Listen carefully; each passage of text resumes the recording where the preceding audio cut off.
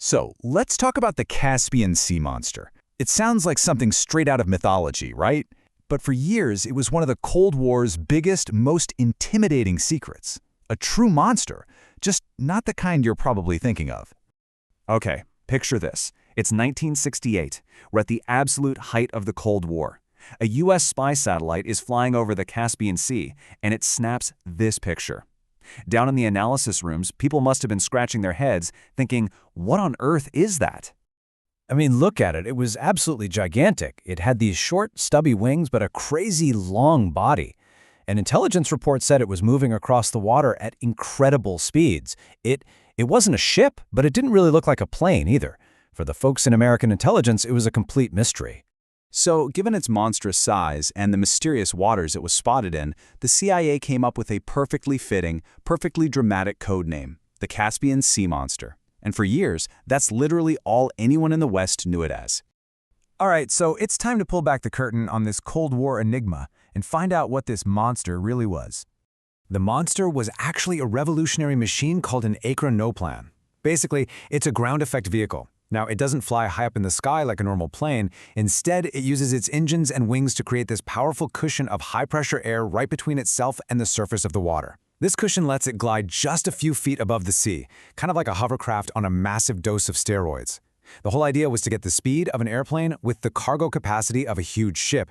And here it is. The monster's true identity was the Soviet KM, which stood for Kорабль Maquette, or ship prototype. This thing was the largest and most ambitious acronoplan ever built, a true testament to that brute force style of Soviet engineering. It was designed to be a totally new kind of weapon, a super-fast naval transport that could drop hundreds of troops on a beach or even launch missile attacks from way out at sea.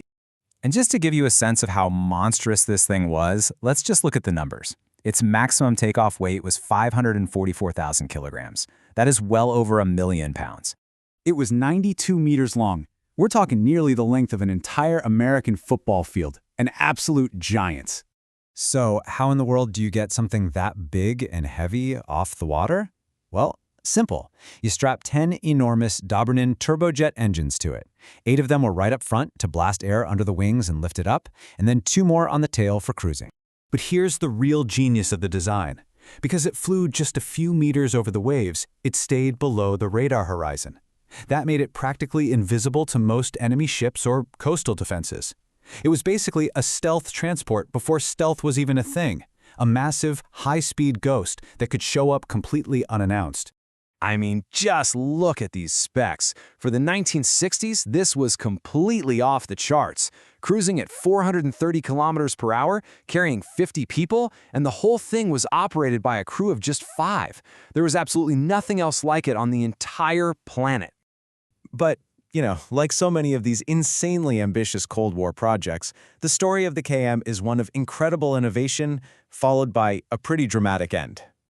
It's funny, even its Soviet creators didn't seem to know if it was more plane or ship. It was flown by Air Force pilots, but it was officially part of the Navy. And before its very first flight, they actually broke a bottle of champagne on its nose, a tradition that's strictly for launching ships. And get this, in this incredible show of confidence, the chief designer himself, a guy named Rostislav Alexiev, actually co-piloted the KM on its maiden flight. This was almost unheard of. Soviet designers were usually kept miles away from the controls of their own creations. For an experimental craft, the KM had a surprisingly long life. After being secretly moved down the Volga River, hidden under camouflage, it spent the next 15 years as the Soviet Navy's secret testbed. But its reign ended suddenly in 1980. A pilot made an error, tried to take off without full power, and crashed it. Luckily, no one was hurt, but the monster was just too damaged and way too heavy to salvage. It floated there for a week before sinking beneath the waves of the Caspian Sea, where it still is to this day. So the KM itself was lost, but the monster left behind a pretty powerful legacy, one that still echoes through engineering and pop culture. You see, all that data from those 15 years of testing didn't go to waste. Not at all. Its design DNA became the direct foundation for the next generation, the Lund-class acronoplan, which was a version designed to launch anti-ship missiles.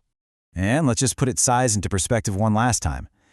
For its entire 15-year life, the KM was the largest aircraft on Earth both in weight and length. It was only surpassed 8 years after it sank by the legendary Antonov An-225. And even today, it's still the second largest aircraft ever to have flown, That's just wild. And of course, a machine this audacious, this visually stunning, was bound to become a pop culture icon. It's been a villain's high-tech ride in James Bond, a flyable vehicle in video games. Its unique shape has totally captured the imagination of creators for decades. The legend of the monster really does live on. So in the end, the Caspian Sea Monster is this fascinating paradox. Was it just a spectacular dead end, a flawed idea that literally sank under its own weight? Or was it a truly visionary machine, a glimpse of the future that was just way ahead of its time? You know, with new companies today exploring these ground effect vehicles for high-speed transport, maybe the monster story isn't quite over. Maybe its echo is just now starting to get really loud.